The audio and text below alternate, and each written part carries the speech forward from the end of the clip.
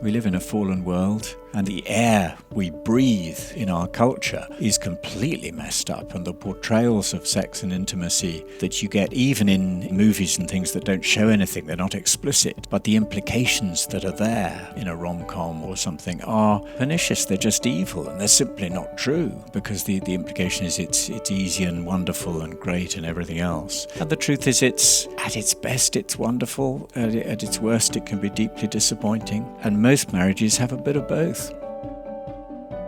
Welcome to the Crossway Podcast, a show where we sit down with authors each week for thoughtful interviews about the Bible, theology, church history, and the Christian life. I'm Matt Tully, and today I'm talking with Christopher Ashe. Christopher is a writer-in-residence at Tyndale House in Cambridge, England, and a full-time preacher, speaker, and writer. He previously served as the director of the Proclamation Trust's Cornhill Training Course and as a minister and church planner. He's also the author of a number of books, including Married for God, Making Your Marriage the Best It Can Be with Crossway. Today, Christopher and I discuss how to navigate conflict in marriage. He reflects on some of the struggles that he and his wife had wrestled with over their 3 decades of marriage, shares biblical wisdom for working through disagreements related to money, sex, and kids, and offers practical advice for couples who feel like conflict has become the norm in their marriage. Let's get started.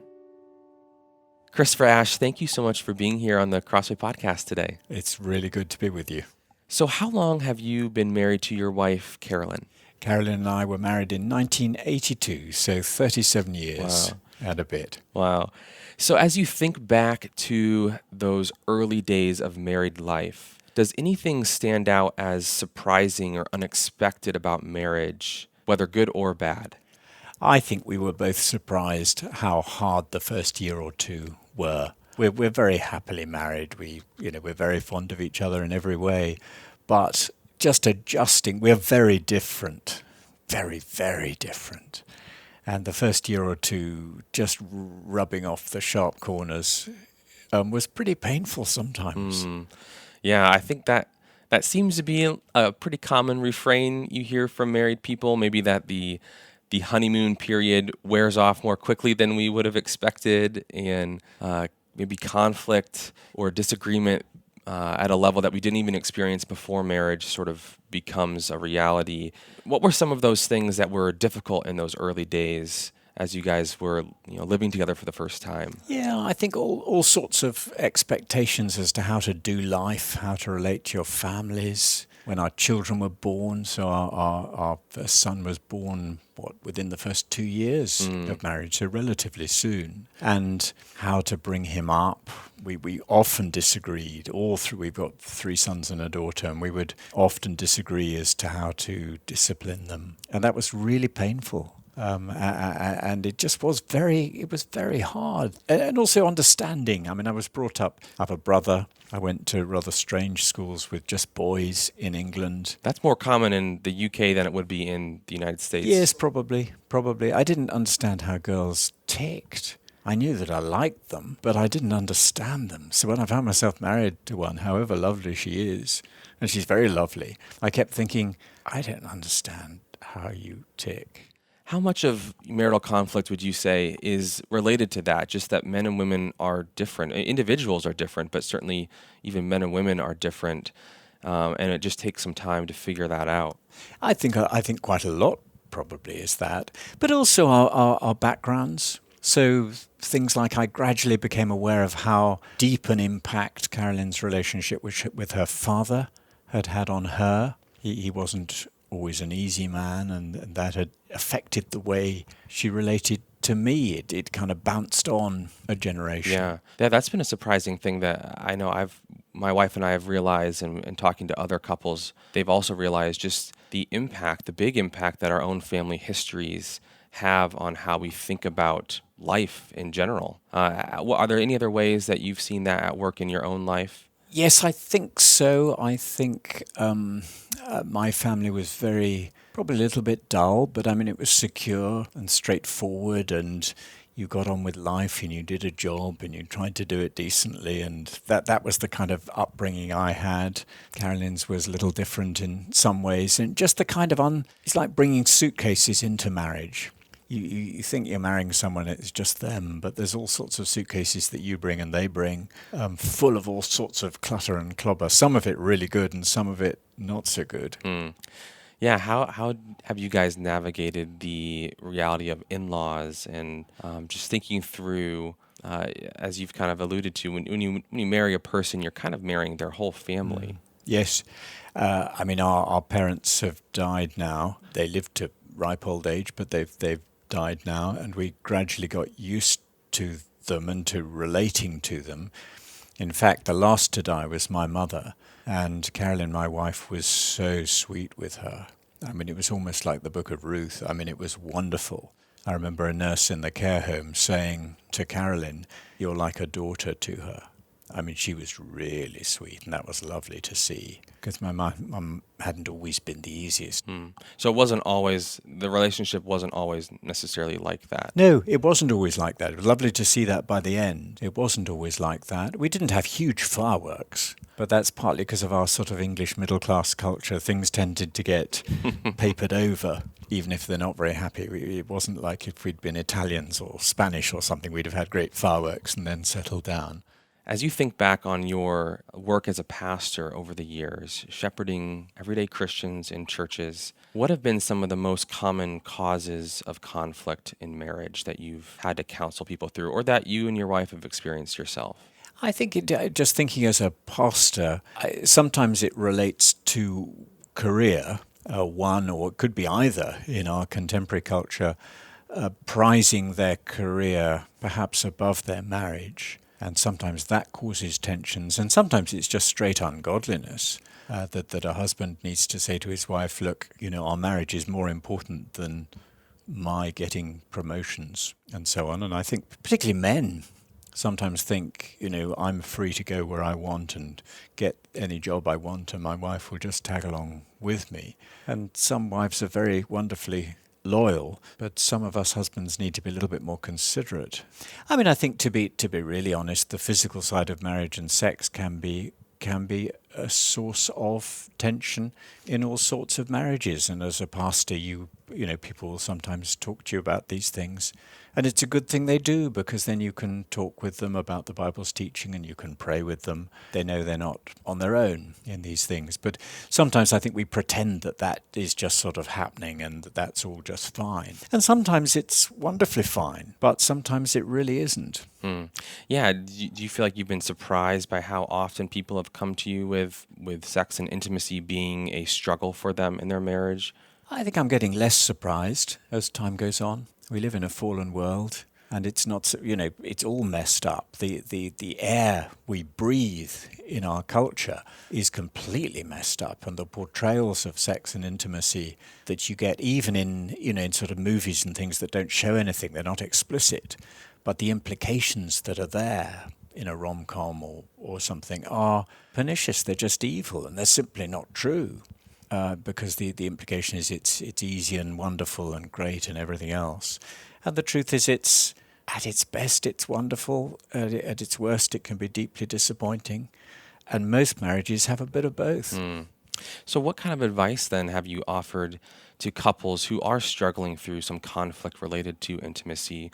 Well, obviously each situation is unique and different, but are there large strands of advice or guidance that you've offered to couples on those lines? I think we've often said, and we've found, because we're now in our 60s, that a young couple may feel that we're kind of safe to come to as an older Christian couple.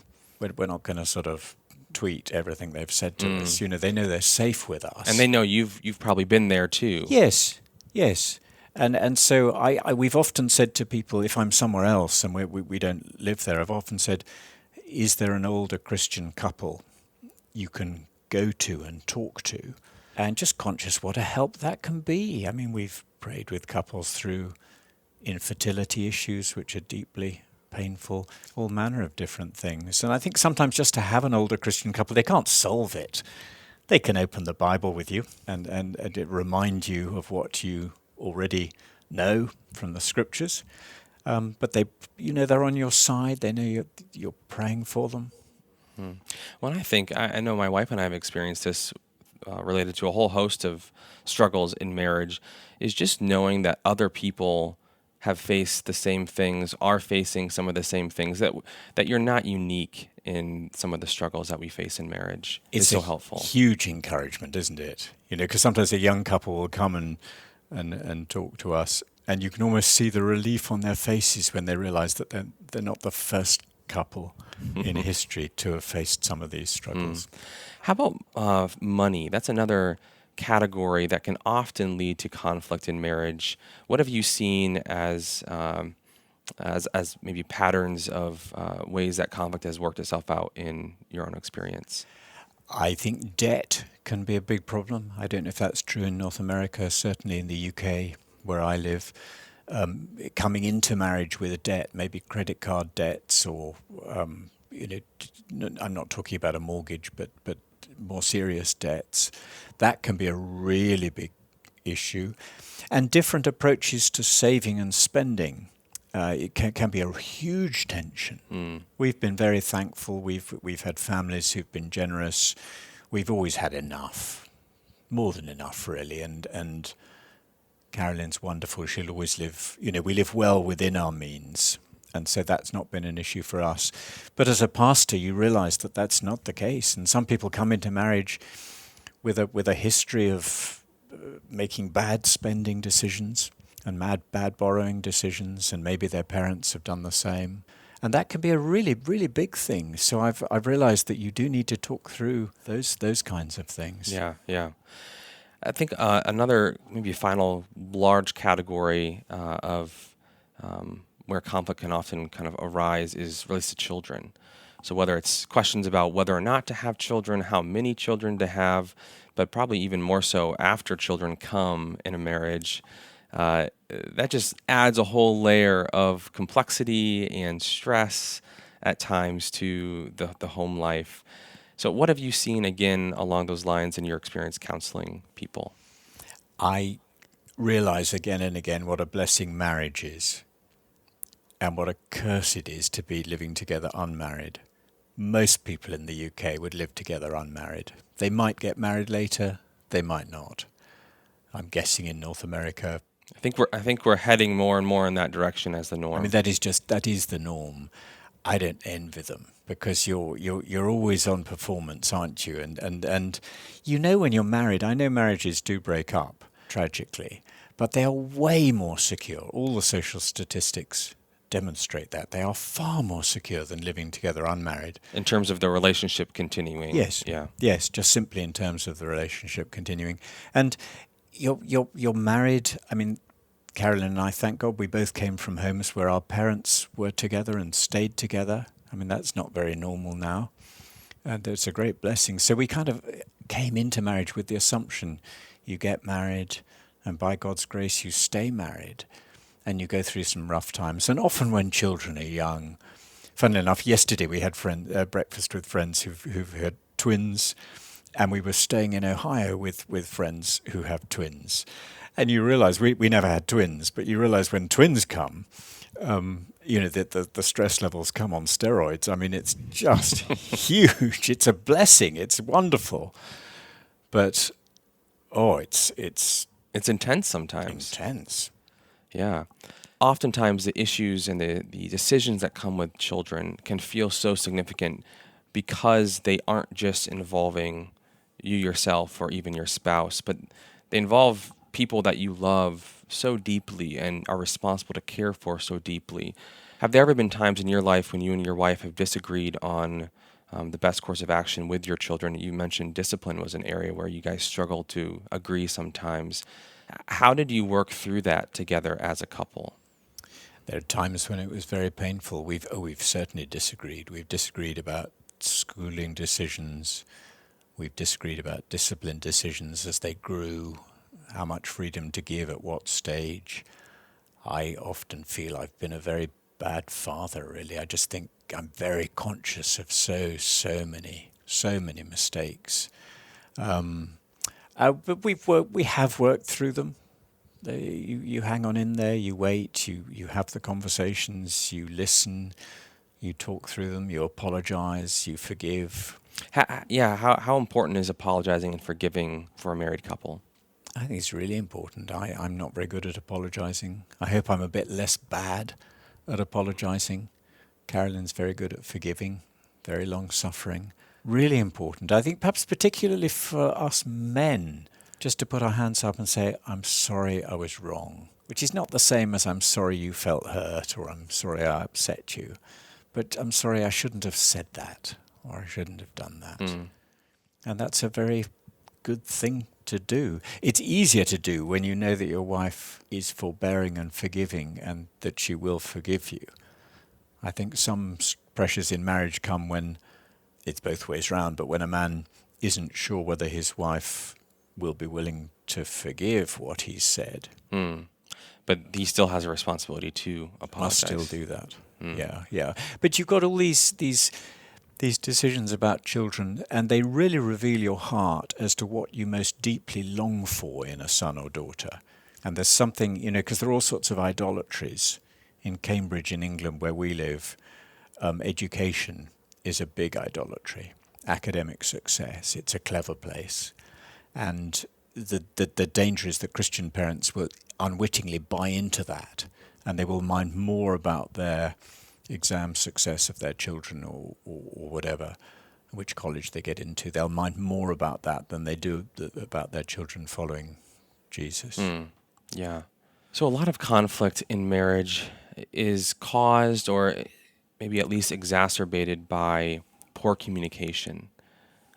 What practical advice would you offer to couples on that front? I remember somebody once saying to us, an older pastor, that people talk about quality time, but actually you need quantity time. Actually, there is no substitute for having unhurried time when you're not both completely exhausted. Last thing at night's often a bad time. And that's often the time that, especially parents with young children, that's the time that you try to have these conversations and spend time together. Yes, and it may be the only time you can, but it's not always the best time. You're about to sort of hit the pillow and one says to the other, can we talk about this? We've had some pretty bad conversations at that time.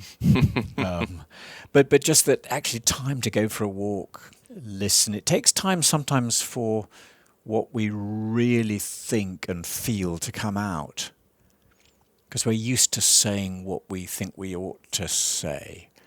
And it takes time. I've found with my wife, it takes time to give her space and time really to say what she genuinely feels and thinks, and for me to listen to that. And it's not always that the person is holding back intentionally or trying to we don't always even know what we think about things. Yes, it takes time to formulate it and to express it.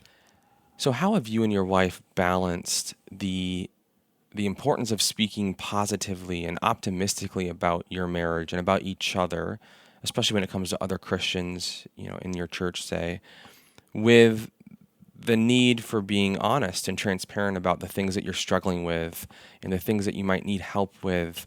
I think sometimes we can feel a tension there of, I feel like I need help. I feel like things aren't great, but I also don't want to speak bad about my wife or bad about our marriage. How have you navigated that tension? Praising one another is a great thing, isn't it? I find it not difficult to praise my wife. She's very lovely in all sorts of ways, and it's not difficult to praise her. She's not very good at math, but hey, I'm not sure that really matters. She's really, really lovely. She makes friends. Well, it's lovely to focus on being able to speak positively where it's genuine and true and heartfelt and clearly right. To do that and not to neglect to say those positive things, not just to take them for granted. That's so easy to do. And to say them to one another privately and to say them about one another publicly. And in that context, to say, actually, it's been really difficult recently. I've been stressed and short-tempered or whatever it is. And these aren't shock horror revelations, are they? People listening to them think, oh yeah, they're human and touched with sin just as we are. Yeah. How important has it been for you and your wife to have other married couples to kind of do life together with and to share these things with? I think it's been really good. We've often had good times when we've had a meal with just one other couple, and I mean, we'll talk about all sorts of things, but we'll often close the evening with some prayer together, and that's really good. The other thing we've both found really helpful is I am at the moment, and in the past I've sometimes been in a prayer triplet with a couple of other guys, and there's a couple of men I meet with in Cambridge each week, and just that encouragement of we all want to, we want to encourage each other to follow the Lord faithfully, to live with a good conscience, to walk with Jesus, to serve him. And for Carolyn, in a very feminine way, to have women friends, Christian women friends, has been a really valuable thing. And I think sometimes the pressure you get is where you get a couple who buy into the sort of society's idea of coupledom, where they just gaze into each other's eyes and each is everything to the other. And they cut themselves off from their friends, the man from his men friends, the woman from her women friends. And that can be very stifling. I think that can happen often in those early months and years of marriage even. There's this...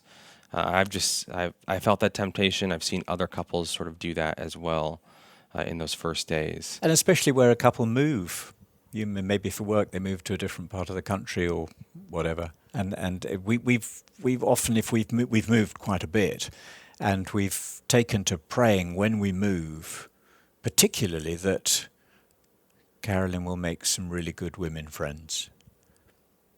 No, good to pray that I make some good men friends as well, actually. How significant has what Scripture says about marriage been to you and your wife as you've thought about not just your marriage generally, but navigating conflict? I think of the classic passage that speaks to marriage, Ephesians 5, where the Apostle Paul is really drawing connections between marriage and what Christ has done for his people. Speak to the role that passage and others like it have played in your own thinking and approach to these issues. It's been hugely significant, and grappling with the Ephesians 5 or Colossians 3 or 1 Peter 3, the three passages that speak about the husband's Christ-like headship and the wife's Christian submission, which are really explosive in our culture. But grappling with those and trying to see how does my calling as a husband to be a Christ-like, sacrificial. I think C.S. Lewis said the only crown that a Christian husband has is a crown of thorns, which is well put, wasn't it? That's it's not a recipe for male chauvinism and men getting everything we want. It's a recipe for sacrifice. And me getting to grips with that and thinking, what does it mean now so to serve my wife in ways that are not pleasing me and making everything easy for me? And I guess the same is true for my wife, thinking, what does it mean to be Christ-like in submission? I think we've often got it wrong in all sorts of different ways. But those passages have been really, really significant for us, yeah. Yeah, I think a lot of us hear those words, headship, and then even especially submission. And the first thing that comes to mind is a husband who just sort of always gets his way, always makes his voice heard over and above his wife's voice. And then a wife who just is sort of dominated and doesn't have a say and isn't cared for in any way. How often do you think that's actually been the case in your experience working with married couples? I think you see it in often it reflects the culture. So the liberal culture that we live in Cambridge, you're more likely to see a wife dominating, or hard for a husband to know what it is to be a man and to be a husband and to exercise any kind of lead, because our society says that's all wrong. So you see that. But in other more conservative cultures, you sometimes see the man thinking this is a free pass to doing what I want and just being a little tyrant. And you see the pattern distorted in different ways. And you see the wife who thinks, well, I'll just be sort of mousy and let him walk all over me. And then she ceases to be the helper of Genesis 2, to work alongside him, serving God together. Or the great wife at the end of the book of Proverbs, who are women of great dignity and really serving alongside their husbands.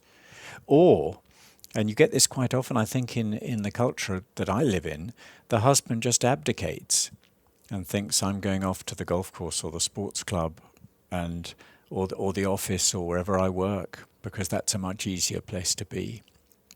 And sometimes wives don't help because they don't give the husband much chance to give any kind of lead. So it's a delicate relationship, and I've seen it distorted in lots of different ways. Yeah, what advice or counsel would you offer to the person who wants to live out their God-designed calling as a husband or wife, but their spouse isn't really interested in that, maybe isn't even a Christian? How should they pursue that when there's not that ideal reciprocal kind of mindset? To some extent, there never is, because even in a Christian marriage. But yes, I think 1 Peter 3, which is addressed to wives some of whose husbands are not believers, is a very helpful one, because Peter is saying to the wives, be a Christian wife, even though it's hard. Don't constantly nag your husband, but be a godly wife.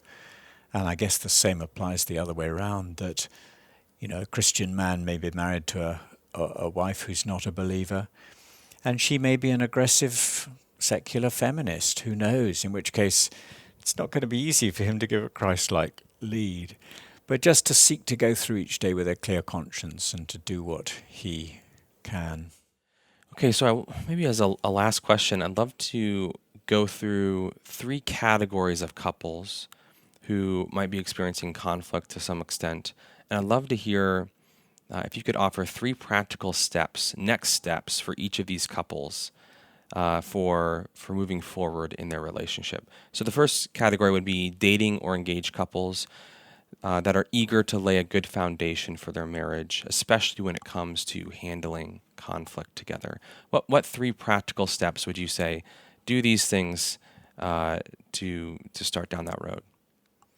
I think one would be try to prioritize the friendship while dating and keep the temperature low on the physical side of things, so that you can really concentrate on relating as friends and learning so that would keep the temperature low.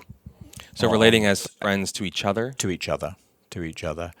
The second would be work hard at listening. Don't assume that you know what the other one means.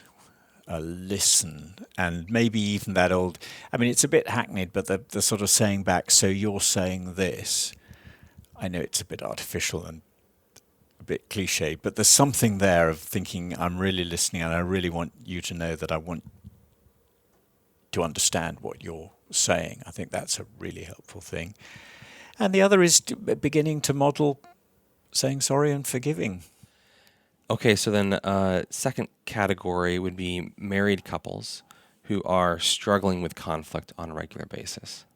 I think I would advise them to keep walking with the Lord, keep reading the Bible and praying on their own, their personal devotions and their church belonging. Because if they're following Jesus and walking with Jesus, all sorts of things fall into place, and they're confessing their sins and realizing how much the Lord has forgiven each of us. Matthew 18, the unforgiving servant, if he grasped how much he'd been let off, that would transform. So that's probably the biggest thing, walk with Jesus. The second would be, don't be afraid to get another couple or somebody, a pastor or someone in to help. Often where conflict becomes the chemistry becomes toxic, and you're always going into conflict, not just occasionally, but it's just becoming the norm.